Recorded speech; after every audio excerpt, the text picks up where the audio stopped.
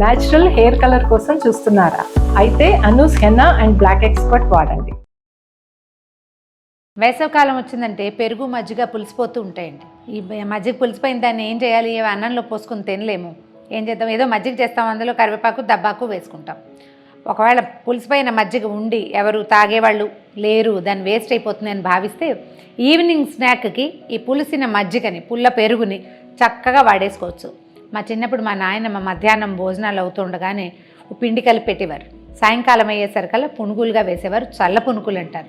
మా వైపు బాగా ఎక్కువ చేసుకుంటారు మజ్జిగ పునుకులు. చల్ల పునుకులే వాటి పేరు. ఈ పునుకులు అంటే ఏమిటి? మనం నూనెలో వేసే పదార్థం కదా. ఎండాకాలం స్పెషల్గా ఉండేవి ఇవి. సాయంత్రం నిద్ర లేచేసరికల్లా పెద్దవాళ్ళకి టిఫిన్ ఉండేది. పిల్లలు స్కూల్ నుంచి రాగానే లేదా ఆటలాడుకుని రాగానే చింతపిక్కలు ఆడుకునే వాళ్ళం బాగా ఎండాకాలం అంతా కూడా. రావడం ఏంటి, ఇక పునుకులు తినేయటమే అనమాట. పుల్లటి పెరుగు కానీ మజ్జిగ కానీ ఉంటే దాంతో సమానంగా బియ్యపిండి కలపటం. ఒక 2-3 గంటలు, కనీసం 4 hours ఉంచితే చాలా బాగుంటుంది. రాత్రి నానబెట్టి పొద్దున్న చేసుకుంటే మరీ ఎక్కువ పులిసిపోతాయి.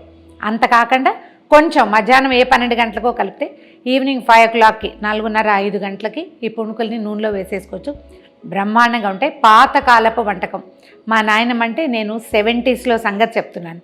మా ఇంట్లో చేసేవారు. చూద్దాం ఎలా చేయాలో. ఒక కప్పు పెరుగు ఉందనుకోండి, ఫుల్ కప్ వద్దు మనకి, ఒక 1/2 కప్పు పెరిగేసుకుందాము. దీన్ని ఏంటంటే కొంచెం చిక్కటి మజ్జిగగా చేసుకోవాలన్నమాట. అటు ఇటుగా 1 కప్పు చేయాలనుకుందాం.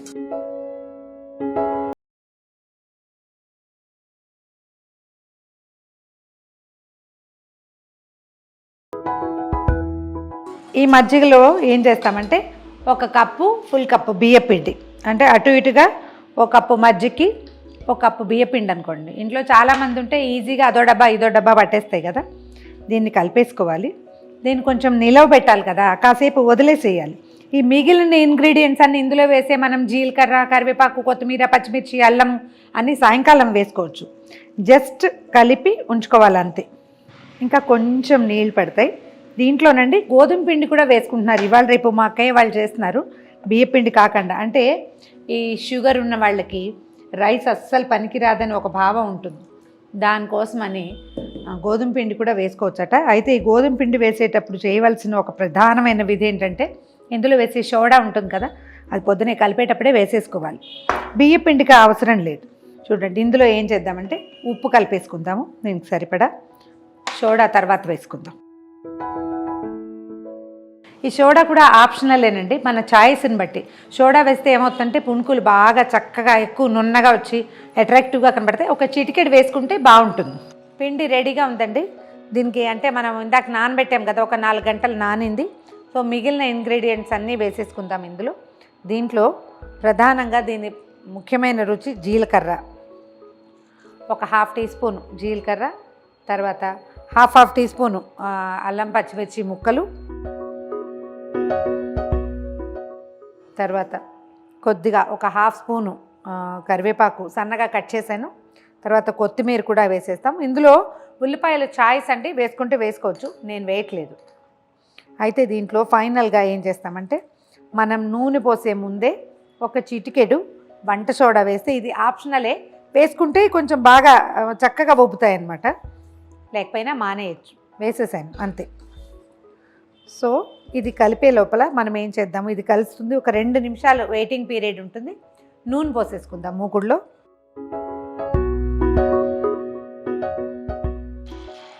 చిన్న చిన్న పునుగుల్లాగా వేసేసేద్దాం నూనెలో అని చెప్తున్నాను చూడండి.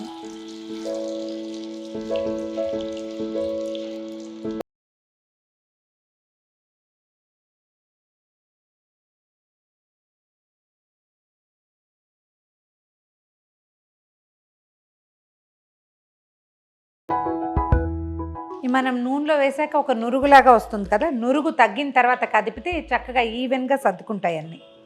ఇవి పెరుగు వేసాం కదా, చల్ల పునుకులు కాబట్టి మొదట ఏంటంటే అతుక్కుపోయినట్టు ఉంటాయి. అవి కొంచెం వేగిన తర్వాత నిదానంగా విడదీస్తే వాటి దారిన అవి పక్కకి వెళ్ళిపోతాయి. మీడియం ఫ్లేమ్ మీద నిదానంగా వేగనివ్వండి. బయట క్రిస్ప్గా అవుతాయి, లోపల సాఫ్ట్గా ఉంటుంది, చాలా రుచిగా ఉంటాయి. అన్ని పక్కల వేగాక తీసేసేయండి. వీటిని చేత్తోనే వేయక్కర్లేదు, స్పూన్తో కూడా వేసుకోవచ్చు. మన అలవాటుని బట్టి, నూనెలో చేయి పెట్టగలిగే అలవాటు ఉన్నవాళ్ళు అలాగా, లేకపోతే స్పూన్తో డ్రాప్ చేసినా కూడా సరిపోతుంది. ఇలా రౌండ్గానే రావక్కర్లేదు, చల్ల పునుకులు ఎలాగైనా రావచ్చు.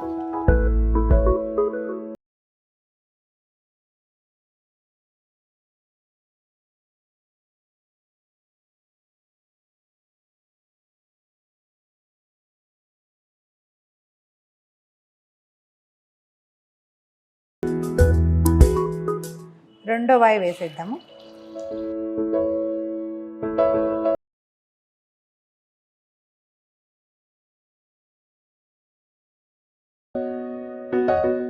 చల్ల పునుకులు పావురాలు లాంటివి, ఎక్కడ పెట్టినా సరే గుంపుగానే ఉంటాయన్నమాట. చుట్టూతో వేసినా కూడా మధ్యలోకి రాగానే కలిసిపోతుంటాయి. కంగారేం లేదు, విడదీసేయచ్చు వాటిని. కొంచెం వేగాక తిరగేసేస్తే సరిపోతుంది.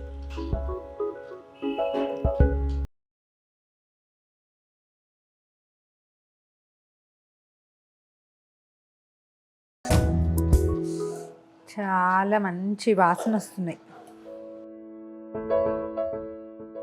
మన పుల్లటి కమ్మటి చల్ల పునుకులు రెడీ అయిపోయినాయి. అస్సలు నూనె పీల్చలేదు, బాగా క్రిస్ప్గా ఉన్నాయి. ప్లేట్లో పెట్టేసుకుందామా మరి?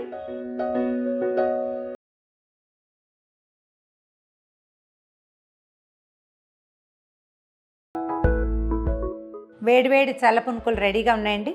ఏవైనా పచ్చళ్ళతోటి వడ్డించండి, ఏ పచ్చడైనా బాగుంటుంది. పచ్చడి లేకపోయినా కూడా ఎక్సలెంట్గా ఉంటుంది. ట్రై చేసి చూడండి.